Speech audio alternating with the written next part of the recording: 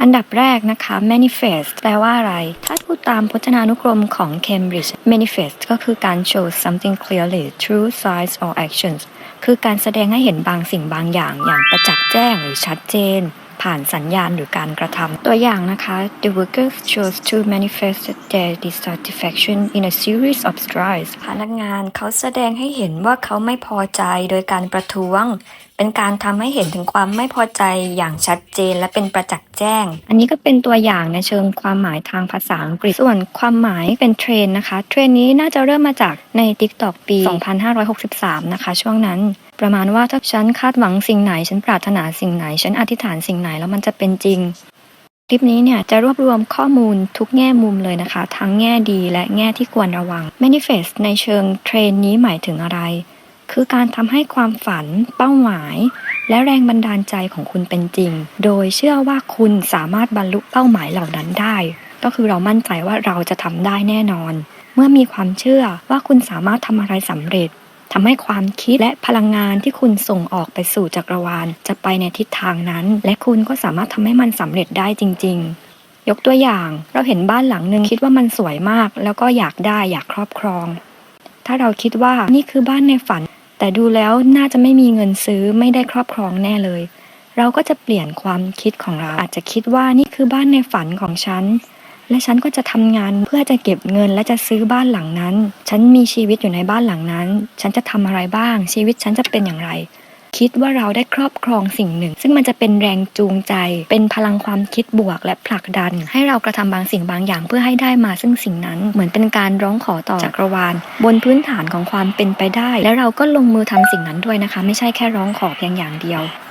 หลักการทำงานก็จะใช้พลังแห่งการคิดเชิงบวกก็คือความคิดของเราจะมีพลังอย่างมากในการกำหนดวิถีชีวิตของเรา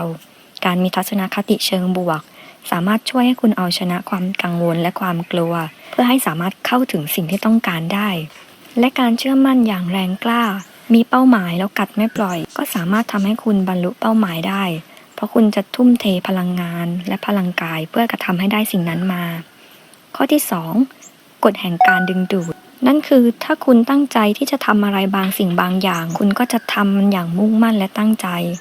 อย่างเช่นคุณต้องการจะเข้าไปทำงานบางอย่างคุณรู้สึกมีความสนใจมากกฎแห่งแรงดึงดูดก็คือคุณอาจจะอ่านหรือเรียนรู้เกี่ยวกับงานนั้นเพิ่มเติมรวมถึงคุณหาคอนเนคชั่นพยายามเอาตัวเองเข้าไปอยู่ในแวดวงเหล่านั้นก็จะมีแรงดึงดูดว่าอาจจะมีบางคนที่เห็นความพยายามและความสามารถของคุณเขาก็อาจจะทาบทามและเสนองานให้คุณอันนั้นคือตัวอย่างหนึ่งของกฎแห่งแรงดึงดูดเทคนิค6วิธีนะคะที่เขาใช้กันสำหรับการ manifest 1. ฝึกสร้างภาพความสำเร็จมีงานวิจัยพบว่าการนึกภาพเป้าหมายจะช่วยให้คุณบรรลุเป้าหมายได้มากยิ่งขึ้นเมื่อเรามีภาพเป้าหมายความฝันที่ชัดเจนและจับต้องได้ใช้เวลาเล็กๆน้อยๆในแต่ละวันนึกถึงเป้าหมายที่เราอยากได้และวิธีการที่จะทำให้ได้มันมา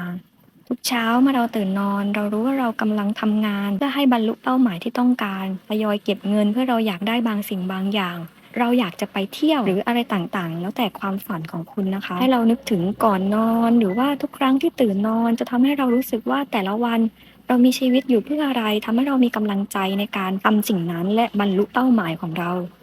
อย่างเช่นถ้าเราอยากได้บ้านหรือว่าเราอยากไปเที่ยวต่างประเทศที่หนึ่งเราก็อาจจะปริ้นรูปออกมาตั้งไว้ที่เตียงของเรา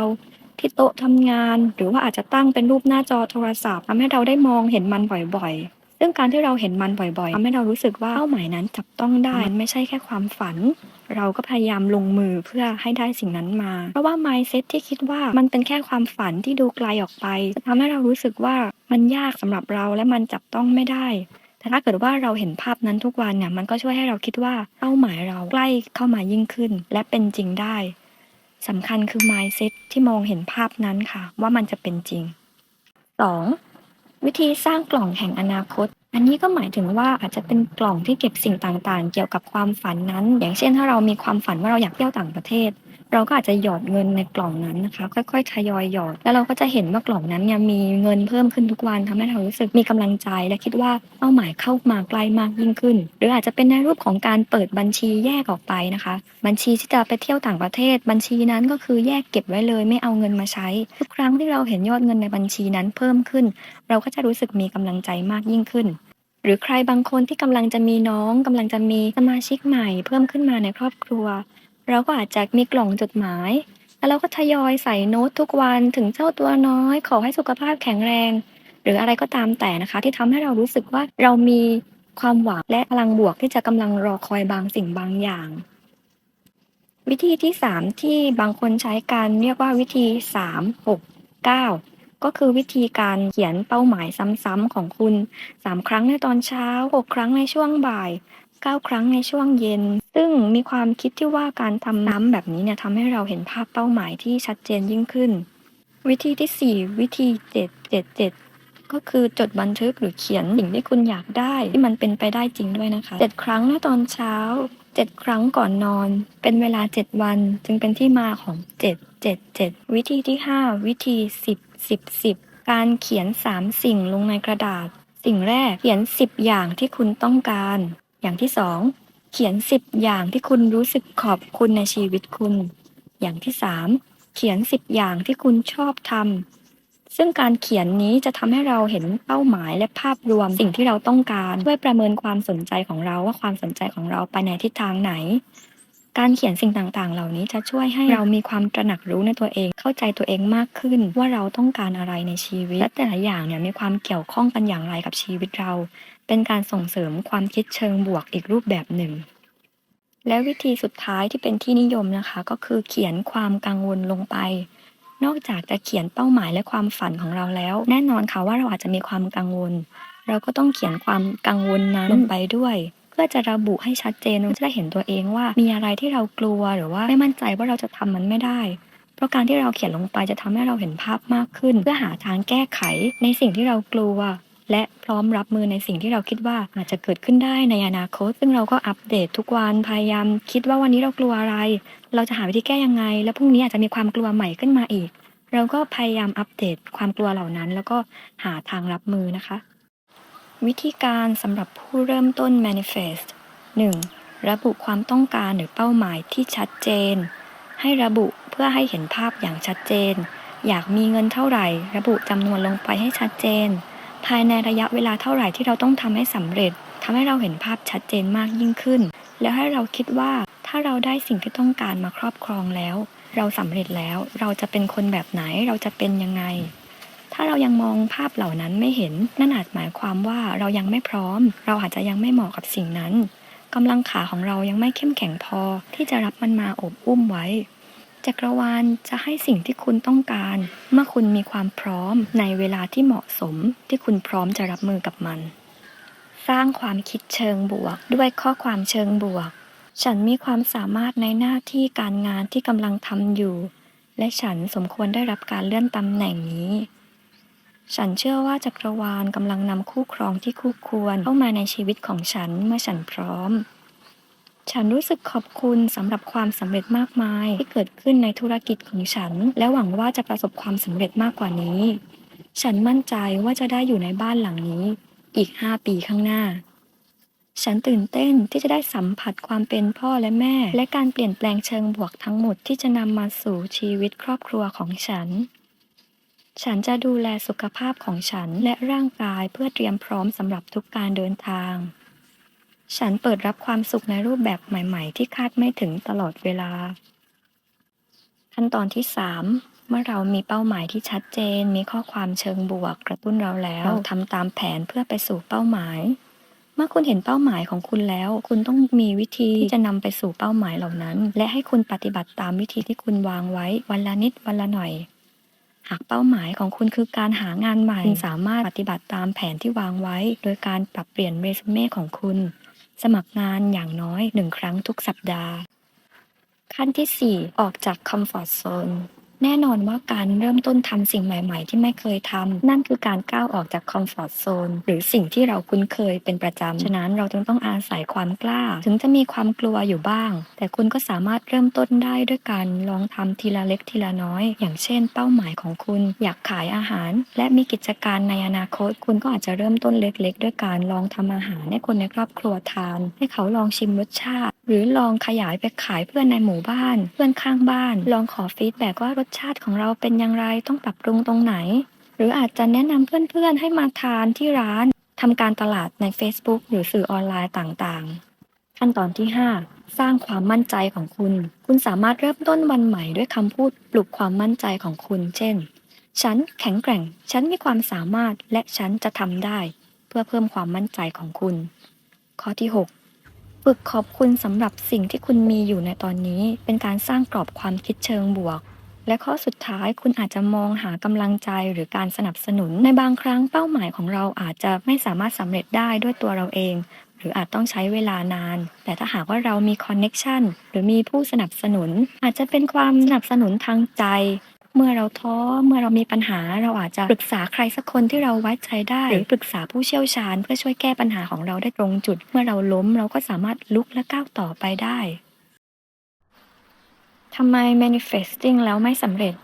สิ่งที่อาจเป็นไปได้ประการแรกก็คือเราอาจจะมีเป้าหมายที่ชัดเจน มีวิธีการที่ชัดเจน แต่เรายังไม่ได้ลงมือทำอย่างเป็นจริงเป็นจังหรือทำให้มันเป็นรูปเป็นร่างขึ้นมา อาจจะมีสิ่งอื่นที่ต้องทำมากกว่ามีงานอื่นให้ทำเรายังไม่มีเวลามากพอในการทำสิ่งนั้นในสิ่งที่เราต้องการ อย่างเช่นถ้าเรามีเป้าหมายว่าเราอยากจะมีธุรกิจเป็นของตัวเองแต่ในชีวิตประจำวันเรายังมุ่งทำงานหลักของเราแล้วก็พยายามทำงานนอกเวลาพยายามทำ OT เพื่อจะอยากให้มีเงินเยอะๆทั้งที่ควรจะอาจจะทำเฉพาะงานหลักในเวลาหลักไม่ทำงานนอกเวลาเอาเวลาที่เหลือหรือว่าวันหยุดของเราพยายามหาข้อมูลเกี่ยวกับสิ่งที่เราอยากทำหรือพยายามพูดคุยหาคอนเน็กชันวางแผนธุรกิจของเราเพราะว่าหากเรายังไม่มีเวลาให้มันมากพอนั่นหมายถึงการมีธุรกิจของเราจะยังดูไม่ชัดเจนแปลได้ว่าเรายังไม่พร้อมที่จะมีธุรกิจของเรามันก็เลย manifest แล้วอาจจะไม่ได้ผลข้อ 2 เราไม่เฉพาะเจาะจงอย่างเช่นเราแค่อาจจะพูดกว้างๆว่าฉันอยากรวยฉันอยากมีเงินเพิ่มขึ้นเป็นคำที่กว้างไม่ชัดเจนเราต้องระบุเงินที่อยากได้ไปเลยว่าจำนวนเท่าไหร่ภายในระยะเวลาเท่าไหร่อยากมีแฟนอยากมีคู่ชีวิตอยากมีเนื้อคู่ที่ดีให้เราระบุลักษณะไปเลยว่าคนคนนั้นต้องเป็นคนยังไง 3. จักรวาลจะให้ตอนที่คุณพร้อมหากคุณขอเนื้อคู่ตอนอายุ15ก็มีโอกาสสูงที่ยังไม่เกิดขึ้นทันทีเพราะว่าจักรวาลจะให้ในสิ่งที่คุณต้องการเมื่อเวลาที่คุณพร้อมด้วยหรือบางคนอาจจะเพิ่งเรียนจบมหาวิทยาลัยก็อาจจะยังไม่ได้งานนั่นไม่ใช่เพราะคุณไม่มีความสามารถแต่เป็นเพราะว่างานที่ใช่และเหมาะกับคุณยังไม่เปิดรับหรือเพื่อนร่วมกลุ่มของคุณที่อาจจะมีงานทำแต่ก็อาจจะเป็นงานที่ไม่ใช่สำหรับพวกเขาก็อาจจะต่อสู้ดิ้นรนกับงานที่ไม่ดีอยู่ก็ได้สิ่งที่ใช่จะมาในเวลาที่เหมาะสมเรียนรู้ที่จะชื่นชมสิ่งที่มีณตอนนี้ในขณะที่รอให้สิ่งที่ใช่มาถึง 4. เตรียมพลังงานให้พร้อมอย่าเพิ่งถอดใจอย่าเพิ่งท้อใจในขณะที่รอเพราะมันจะทำให้พลังงานเราต่ำในขณะที่กำลังรองานที่ใช่แล้วพลังงานต่ำอาจจะทำให้เราพลาดในการมองเห็นโอกาสต่างๆได้หากกำลังร้องของานเราต้องสร้างกิจวัตรประจำวันของเราให้เหมาะสมกับงานที่เราอยากได้ด้วยในขณะที่เรากำลังรออยู่เราอาจจะไม่สามารถเลื่อนขึ้นเป็นเมเนเจอร์ได้ถ้าเราไม่ตื่นเช้าหรือไม่รู้วิธีการบริหารหรือไม่รู้วิธีการจัดการเวลาอย่างชาญฉลาดหรือหากอยากมีคู่ครองที่มีสุขภาพดีคุณเองก็ต้องเริ่มมีวิถีชีวิตที่มีสุขภาพดีด้วยเพื่อจะได้เปิดรับในสิ่งที่เหมาะสมและคู่ควรแต่ในบางครั้งหากทำแล้วไม่ได้ผลหรือว่าอาจจะยังไม่ถึงเวลาเข้าใจเลยนะคะว่ามันก็อาจจะบั่นทอนกำลังใจเราลงได้แต่หากคุณลองอย่างจริงจังแล้วเนี่ยก็อย่าเพิ่งยอมแพ้นะคะเพราะว่าท้ายที่สุดแล้วคุณก็รู้ว่าเมื่อเราแสดงความฝันความต้องการออกมาชัดเจนและหากเราได้สิ่งนั้นมาชีวิตของเราก็จะเปลี่ยนไปในทางที่ดีขึ้นอย่างน้อยๆระหว่างทางที่เรากำลังตามหาฝันของเราก็ได้ปรับปรุงตัวเองพัฒนาศักยภาพของตนเองซึ่งนั่นก็ทำให้ชีวิตของเราดีขึ้นแล้วนะคะแต่หาก manifest แล้วไม่ได้ก็อาจจะหมายความว่าอาจจะมีบางอย่างที่ไม่สอดคล้องกันเราอาจจะจำเป็นต้องพิจารณาปรับเปลี่ยนทางเลือกที่เป็นไปได้หรือปรับเปลี่ยนวิธีการประการแรกอาจจะลองตั้งค่าดูใหม่จินตนาการว่าฉันจะรู้สึกยังไงฉันจะทำยังไงต่อไปถ้าเกิดว่าสิ่งที่ปรารถนานั้นเกิดขึ้นจริงให้เราถามตัวเองอีกครั้งว่าเรายังอยากได้จริงๆไหมประการที่2ให้เราเปลี่ยนพลังงานในตัวกำจัดพลังงานความกลัวและความเครียดออกจะทำให้พลังงานของเราเป็นพลังงานบวกและพร้อมที่จะรับสิ่งที่จะเข้ามาเพราะว่าในบางครั้งหากเรามีความกลัวความกังวลมากเกินไปเราต้องพยายามหาวิธีกำจัดความเครียดการ manage ความเครียดเพื่อเปลี่ยนพลังงานบวกในตัวเรานะคะ ข้อ3เปิดประตูเตรียมพร้อมเสมอหากอยากได้งานใหม่เราก็ต้องเตรียมพร้อมสำหรับงานใหม่ด้วยเมื่อเราโดนเรียกไปสัมภาษณ์เราก็ต้องพร้อมที่จะไปสัมภาษณ์ตลอดเวลาจักรวาลจะช่วยคุณครึ่งทางคุณเองก็ต้องช่วยจักรวาลด้วยอยากมีรักที่ดีเราก็ต้องพร้อมที่จะเป็นความสบายใจให้กับอีกคนที่จะเข้ามาหากใจเราเบาสบายพร้อมที่จะให้อยากให้เขามีความสุขนั่นแปลว่าเราพร้อมที่จะมีใครสักคนข้อ4เราต้องมีใจที่เชื่อจริงๆการ manifest ที่ได้ผลจะเริ่มจากจิตใจหากเรายังไม่มั่นใจว่าเราจะทำมันได้อาจลองปรับเป้าหมายใหม่ที่พอจะเป็นไปได้เพราะความเชื่อเป็นจุดเริ่มต้นในการสร้างลงมือทำสิ่งนั้นจริงๆไม่ต้องรอเวลาบางครั้งคุณอาจจะไม่รู้ตัวว่าสิ่งที่คุณร้องขอต่อจักรวาลได้มาถึงแล้วแต่อาจจะเป็นสิ่งที่ไม่เห็นได้ชัดเจนคุณอยากให้สิ่งที่หวังตกลงมาจากฟ้าตรงกลางหัวแต่บางครั้งมันก็หล่นลงมาแล้วนะแต่เรายังไม่สังเกตพลังงานเป็นรูปแบบที่เล็กน้อยอาจจะมาเยือนเราแล้วอย่างเช่นเราอยากได้สิ่งที่ปรารถนามากๆคืออยากมีงานเสริมอยากมีรายได้เพิ่มเล็กๆน้อยๆจากงานประจำจักรวาลก็อาจจะมอบให้คุณมาแล้วกับสิ่งที่คุณเคยทำอาจจะมาในรูปแบบของดอกเบี้ยเล็กๆน้อยๆที่เราเคยลงทุนเอาไว้ลองมองรอบๆแล้วเปิดใจสิ่งที่คุณหวังอาจจะมาถึงแล้วก็ได้มาดูอีกมุมมองหนึ่งที่ควรระวังเกี่ยวกับการ manifest นะคะอาการที่เรียกว่า lucky girl syndrome เป็นการแสดงออกในรูปแบบที่ทำให้มีความคิดว่าพวกเขามีพลังในการกำหนดเหตุการณ์ในชีวิตแม้ว่าทัศนคติและกรอบความคิดเชิงบวกจะช่วยให้เราตระหนักถึงความฝันของเราแต่ในขณะเดียวกันก็อาจจะเป็นอันตรายได้หากเชื่อว่าเรามีอิทธิพลต่อเหตุการณ์ที่อยู่นอกเหนือการควบคุมของเราผู้เชี่ยวชาญมองว่าการพยายามแสดงการเปลี่ยนแปลงอาจส่งผลเสียต่อสุขภาพจิตได้โดยเฉพาะกับบุคคลที่มีแนวโน้มจะมีความคิดเชิงลบการมองโลกในแง่ดีนั้นเป็นเรื่องที่ดีต่อสุขภาพแต่ในขณะเดียวกันเราก็ต้องยอมรับว่าความรู้สึกหรือความคิดเชิงลบเป็นเรื่องปกติที่หลีกเลี่ยงไม่ได้แล้วก็อาจจะเกิดขึ้นได้ถึงแม้เราจะไม่ได้มีความคิดบวกอยู่ตลอดเวลาแต่ก็ให้เราเข้าใจว่าความคิดที่แย่ๆก็มีโอกาสเกิดขึ้นได้ในระดับที่ไม่ทำร้ายเรามากเกินไปอาการ Lucky Girl Syndrome นี้ก็อาจจะเป็นเทรนด์ที่อยู่ใน TikTok ก็คือเป็นแนวความคิดที่พูดถึงความโชคดีซ้ำๆที่มาของชื่อก็คือหญิงสาวเหล่านี้จะแสดงออกว่าสิ่งที่พวกเขากำลังปรารถนาไม่ว่าจะเป็นเรื่องเงินทองการเลื่อนตำแหน่งหรือความรักครั้งใหม่อธิษฐานซ้ำๆฉันโชคดีมากและทุกอย่างก็เกิดขึ้นกับตัวฉันจักรวาลรักฉันได้ทุกสิ่งทุกอย่างที่ต้องการพวกเขามีความเชื่อว่ามนต์เหล่านี้พร้อมกับทัศนคติเชิงบวกทำให้ความปรารถนาและความฝันทั้งหมดเป็นจริงตลอดชีวิตคือในบางครั้งเราก็ต้องยอมรับว่ามันก็มีสิ่งที่เราควบคุมไม่ได้เป็นปัจจัยภายนอกเรากำลังรีบไปทำงานแล้วเราก็สายติดไฟแดงอยู่เราก็ไม่สามารถใช้แรงอธิษฐานของเราให้มันเปลี่ยนเป็นไฟเขียวเร็วๆเพื่อจะได้ไปทำงานทันเวลาหรือว่าเราไม่สามารถทำให้ญาติของเราที่ป่วยหนักหายดีขึ้นได้แค่ด้วยการอธิษฐานเพราะว่าสิ่งนี้เนี่ยเป็นสิ่งที่นอกเหนือการควบคุมในโลกแห่งความเป็นจริงก็ต้องมีปัจจัยหลายอย่างที่สามารถช่วยให้ญาติป่วยขึ้นมาได้ทั้งความเก่งของแพทย์และสุขภาพความพร้อมความแข็งแรงของญาติเองความจริงก็คือเราไม่ได้รับทุกสิ่งทุกอย่างที่เราต้องการเสมอไปและสิ่งเลวร้ายในบางครั้งก็เกิดขึ้นกับคนดีๆซึ่งอาจจะมีคำถามในใจว่าทำไมคนที่ทำดีแล้วไม่ได้ดีซึ่งเป็นแนวความคิดที่ตอกย้ำว่าบางครั้งปัจจัยภายนอกเป็นสิ่งที่เราควบคุมไม่ได้แม้ว่าทฤษฎีการ manifest นี้นะคะจะมีมาตั้งแต่ศตวรรษที่19จากหนังสือขายดีประจำปี 2549 เรื่อง The Secret ของ Rhonda Byrne นะคะก็เป็นหนังสือเล่มแรกๆที่นำทฤษฎีนี้เข้าสู่กระแสหลักสมัยใหม่หลักการพื้นฐานของเบิร์นก็คือความคิดทั้งหมดจะกลายเป็นสิ่งต่างๆในที่สุดนั้นความคิดของเราสามารถเปลี่ยนความรู้สึกและพฤติกรรมของเราบางครั้งเราก็ต้องระวังว่าเราไม่สามารถควบคุมสิ่งที่เกิดขึ้นภายนอกได้การ manifest อันตรายต่อสุขภาพจิตอย่างไรในกรณีที่เชื่อว่าเราสามารถควบคุมการกระทำทุกสิ่งทุกอย่างได้แต่ในบางครั้งอาจจะลืมไปว่ามีปัจจัยภายนอกที่เราควบคุมไม่ได้เพราะฉะนั้นเมื่อเขาผิดหวังอาจจะทำให้การมองตนเองเปลี่ยนไป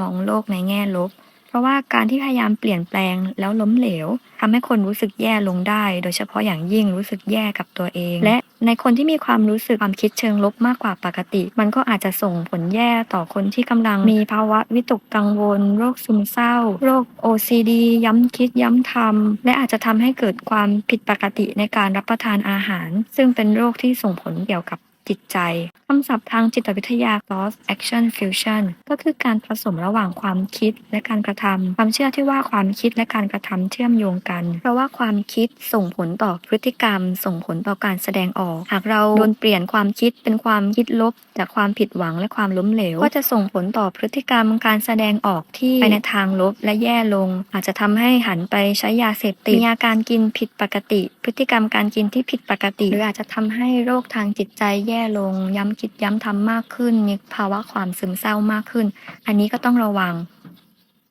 toxic positivity หรือว่าความคิดเชิงบวกที่เป็นพิษการที่เราพยายามคิดบวกตลอดเวลาและมุ่งความสนใจไปที่ความคิดเชิงบวกเพียงอย่างเดียวนั้น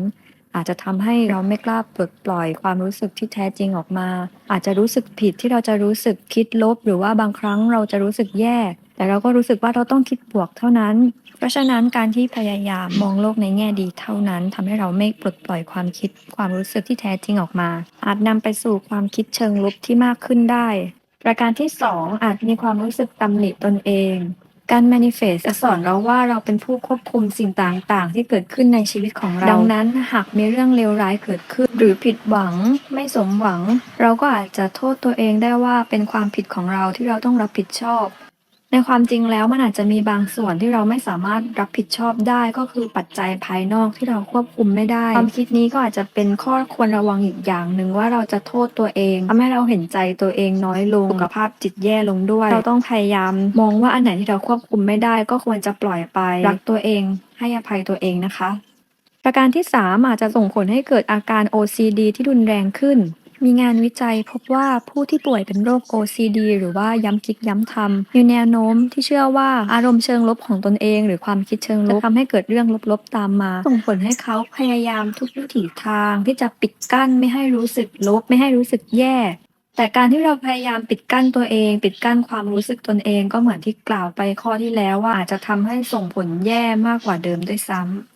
สุดท้ายนะคะคือการให้ค่าความล้มเหลวหรือว่าความผิดหวังที่อาจจะเกิดขึ้นกฎแห่งแรงดึงดูดหากไม่สำเร็จเราก็ต้องเข้าใจว่ามันอาจจะมีปัจจัยที่เราควบคุมไม่ได้ความล้มเหลวและความผิดหวังนั้นอาจจะทำให้ส่งผลต่อความภูมิใจในตัวเองลดลงอาจเป็นสาเหตุที่ทำให้เกิดภาวะสุขภาพจิตได้การคิดบวกทำให้เราเปิดใจกว้างและมองเห็นแง่มุมต่างๆรอบตัวได้มากขึ้น